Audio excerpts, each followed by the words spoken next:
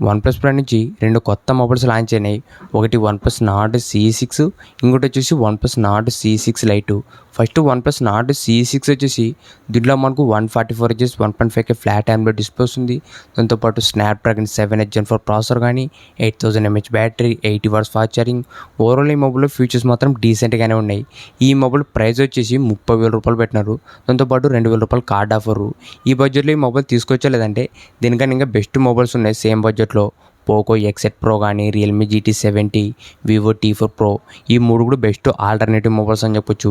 దాంతోపాటు OnePlus Nord సీ6 light వచ్చేసి దీంట్లో మనకు 144 hertz full HD plus LCD display ఉంటుంది.